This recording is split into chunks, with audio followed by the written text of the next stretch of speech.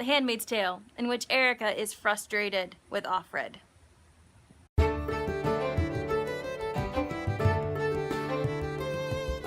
hey there, reader friends. I'm Erica, and it is the first ever Throwback Thursday. Woohoo! Yay! Throwback Thursday was created by Julie over at Pages and Pens, and I'll leave a link to her first Throwback Thursday video down below. For my first Throwback Thursday, I reread The Handmaid's Tale, which I first read in high school and hated. I'm not going to talk about anything else. We're just going to go ahead and get started with the vlog. Enjoy, guys! Hey guys, I'm tired because yesterday was Julie's birthday party. Who all was there? Are you tired too? But I am going to start The Handmaid's Tale right now. Oh, my nails match. I didn't even plan that. It just happened. But I'm kind of nervous because, like I said, I didn't like it when I read it before. But here we go. I don't know if anybody else does this, but I have tabbed so I can make sure that I get it done in time, because otherwise I leave things to the last minute. And this is not a book that I want to force myself to read all in 2 sittings. I want to be able to take my time. So I'm gonna get started. I have the book, I have the tabs, I have a bookmark. I also have more tabs if I want to mark things down. And I have coffee. Look, it's so frothy and delicious. I'm so excited for my coffee. Also, thanks Mom for the mug. We got it at Disney World when I was a little child. So here we go. Okay guys, so I just started. I'm on page 8 of this edition, the Hulu TV show tie-in edition.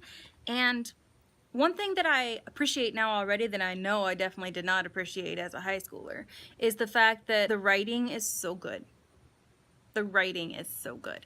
We don't know the narrator's name, but we're already getting characterization, and it's all through showing, not telling. Which, if you don't know much about writing or you haven't taken writing classes, showing, not telling is you could say I am angry, and that's telling, or you could say I slammed my mug down, and that's showing.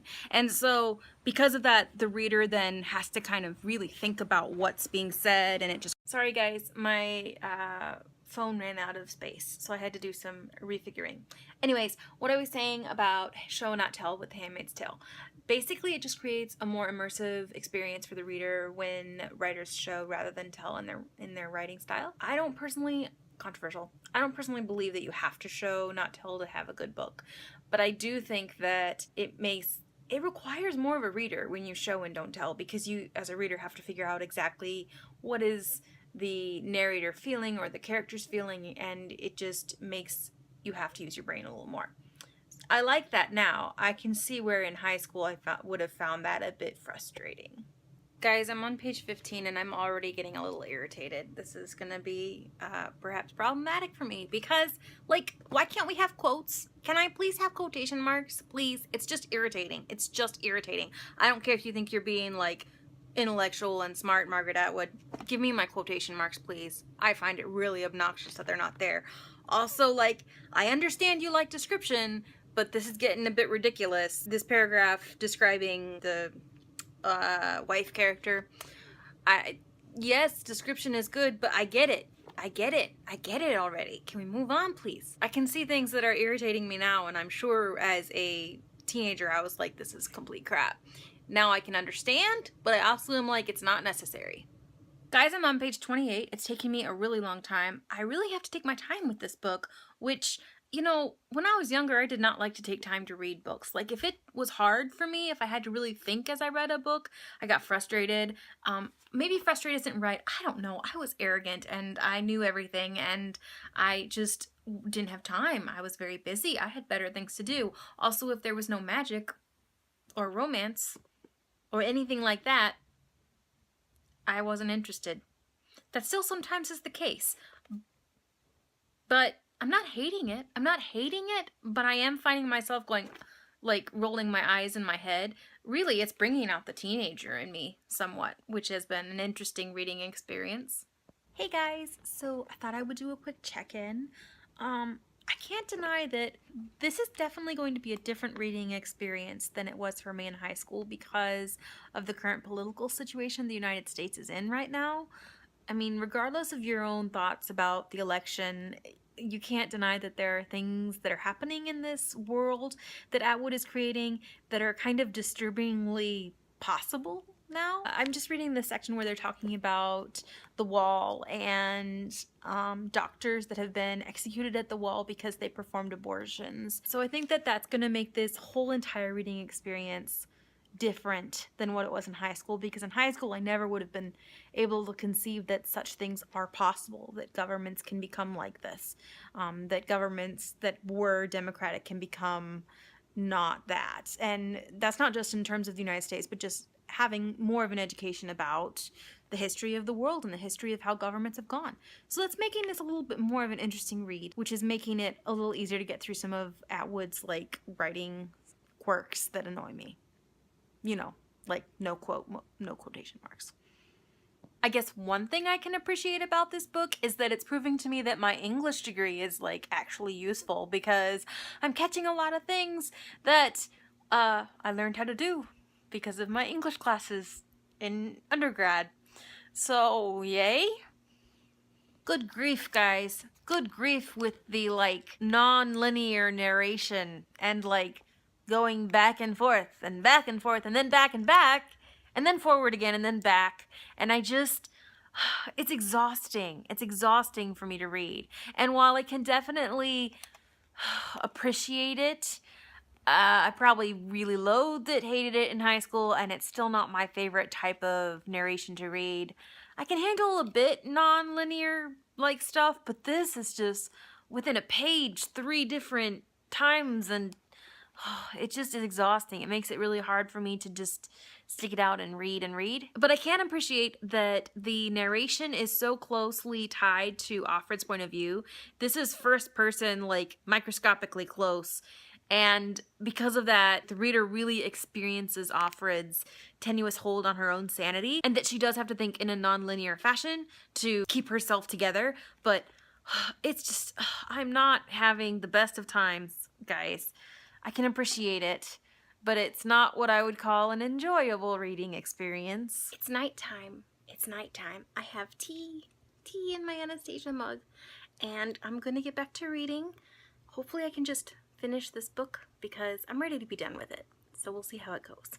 So I will say that I do remember that in high school I hated Offred. Like, I detested her. I couldn't stand her at all. And I think that part of that is because I could tell from the narration that she was not dumb. She was intelligent. She is intelligent. She's not stupid. And so I couldn't understand how she could be complicit in what was happening in the world around her. And that in turn made me loathe the book because I couldn't sympathize with the narrator at all. And that's something where, although I do sometimes find Offred irritating, I do empathize with her now because I just have more world experience and an understanding of how this government that exists in this story didn't just drop out of the blue. It would have probably taken longer than Offred's lifespan for this type of thing to emerge and happen. And although she could have stood up and, protested and did all the things that my 18, 17, 16-year-old self would have wanted her to do, then we wouldn't be hearing this story because she'd probably be dead. I think that it's interesting how now I can appreciate and just kind of like cut her a break, because it's not easy. Her life is not easy, and she had no easy choices or good choices to make. I'm not cheering for her. I'm not rooting for her, but I do sympathize with her, I guess, and that is a big difference from when I read this in high school. I'm about halfway through, and what's interesting to me is that the birth scene has occurred, and ever since that point, there actually are brief moments of hope. Offred is now telling anecdotes that show that she's feeling like maybe she could do something about what's going on. I don't know. It's just before the birth scene, there were no moments where Offred had any sort of hope. It was just depressing. Down in the dumps, just sad, sad, sad, sad. Now there are brief moments where it seems like there are opportunities for hope. Which is changing the tone of the novel slightly, which is, I can't emphasize how welcome that change in tone is for me. Because it was getting a little bit of, it was getting to be too much. Whoa, guys, chapter 23. Whoa, whoa, whoa, what? What? It's like chapter 23 is a completely different feel in tone, and also, there's a sentence, which I'm not going to say because of spoilers, but there's a sentence, and then it's like, well, of course, something came before that. Yes, Offred, something must have come before that. Please tell us. I need to know. So, this is good. I'm getting a little more invested in this story. I like that. So, this is interesting. I'm on chapter 29, and we have quotation marks. What luxury! What luxury! I find it interesting. Chapter 28 is where Offred finally tells us kind of the whole story for how this regime took over. And after that chapter, we have quotation marks. I don't know. Does that mean something? Probably. But I don't know what it means. But boy, it has made the reading experience a lot less frustrating. So I said I was going to finish this last night. That did not happen because I got sleepy, and so I went to sleep. I just finished chapter, 31, 32, something like that. And now I'm getting frustrated with Offred because she's being stupid. She's not stupid, but she's being stupid. Between what's going on with the commander and going on with Glenn, and now with Serena Joy, it's like, well, you're just doing all the things. Something's gonna give at some point because you're just doing it all. Like, you went from being towing the line completely to now, what's the line? I don't know. I'm just gonna do what I think is best. This doesn't bode well for you. Okay, guys, page 247. Finally, oh my gosh, I'm so relieved, I guess? I don't know. There's finally a bit of a hint of a discussion about how religion in and of itself isn't necessarily bad, but what is done in the name of religion can be bad. There's a Quaker family that we're getting to know right now, and they are very religious, but they're using their religion to resist the regime and to do good in the world and to help people that are trying to escape. And so for me, I was like, oh, finally, something showing that religion isn't actually in and of itself bad. But what people do with religion can be. It makes the book more interesting, for one thing, because Atwood's discussing religion more complexly. Still totally, completely annoyed by this whole Reconstruction motif that's going on in this book. I just loathe how Offred tells you something and she's like, oh, but that's not what happened. This is what happened. And then she says, oh, but that's not what happened either. Actually, I don't really know what happened. Well, why did you spend... no. Why did you waste my time? No, thank you. So I definitely remember the point in high school at which point I was like, that's it. I hate this book and I want to throw it away. I don't want to keep reading. I'm so frustrated. So I'm in the last section of the book, and Offred is finally doing something, like taking action. And while, yes, it's a morally gray thing that she's doing something, and I'm excited for her, and like, yay. And then she's like, I told you it was bad. I'm terrible. This is awful. And I'm like, no, it's not. You're actually doing something. Like, you're becoming a person of agency again, for better or for worse. And that's all I wanted from you. And you think that it's like the worst thing you've ever done. The dog's freaking out because I'm yelling, sorry. But yeah, that still annoys me to this day. It makes me very frustrated. So I have about 10 pages left, and I don't know how it's gonna go. I have no idea. I don't remember how it ends, for one thing. I have no recollection of that. I don't know how they're going to wrap this whole thing up in 10 pages in any sort of way that's going to satisfy me. So, and we're going to see what happens.